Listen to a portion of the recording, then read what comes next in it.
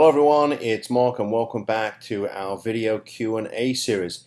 In this video I want to talk to you about the Baker Act and your right to counsel, your right to have a lawyer appointed to represent you. So as I've talked about in past videos, if you're held beyond 72 hours or the facility is planning to hold you beyond the initial 72 hours period, which is the time they're supposed to assess you, then they are supposed to file a petition for involuntary placement with the circuit court. Once that happens, there's going to be a hearing.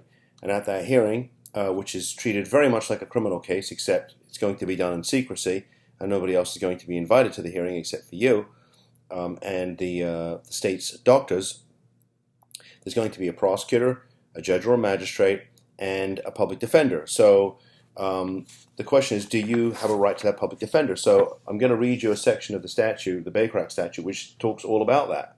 And it says, within 1 court working day after the filing of a petition for involuntary inpatient placement, the court shall appoint the public defender to represent the person who is the subject of the petition, unless the person is otherwise represented by counsel. So what does that mean? Well, it means that you have a right to hire a private lawyer like me to represent you at the hearing. So should you do that? Well, obviously that requires a certain financial commitment, and I certainly appreciate that.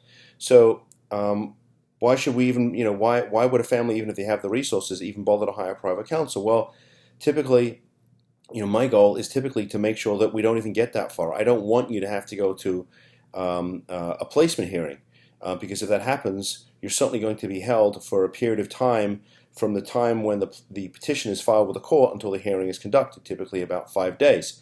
So obviously I don't want to get that far. I certainly don't want you spending another 4 or 5 days sitting in a state Baker Act facility just for the hearing to be conducted. The second thing is, obviously, if you hire my firm, we're going to be preparing for the hearing.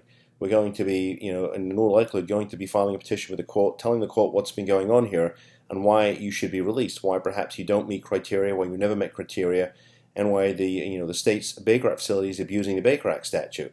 Obviously, if you don't hire private counsel before that hearing takes place, then obviously, the public defender is in all likelihood going to represent you. Does that mean that you're not going to get a fair hearing? No. I know when I was prosecutor for many years, I litigated against many fine lawyers who came out of the public defender's office, and many of them have gone on to have very successful careers, in part because of the excellent training they got when they were a public defender. The problem is that if you get to a hearing, at that point, the facility has already filed to keep you. They're already planning on keeping you, and you may be one of 10, 15, or 20 cases that the public defender is representing on that day, and in all likelihood, because of the amount of cases the public defender is going to be handling, it's very unlikely they're going to have, really an adequate time to prepare for the hearing. I doubt very much they're going to spend a whole lot of time talking to you before the hearing. They simply just don't have the time. It's not a matter of them being bad lawyers. They're certainly not bad lawyers, and please don't take it that way. But they simply don't have the resources to get ready for these hearings when they need to.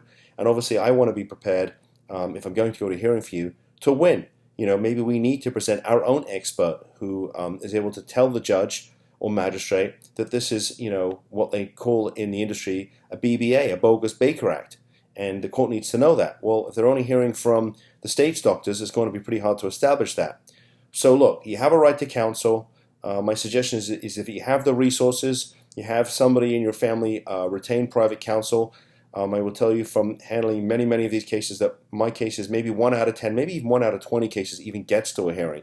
I don't want to get that far down the proverbial rabbit hole. But if we do, we're going to be prepared to fight, and we're going to be prepared to win.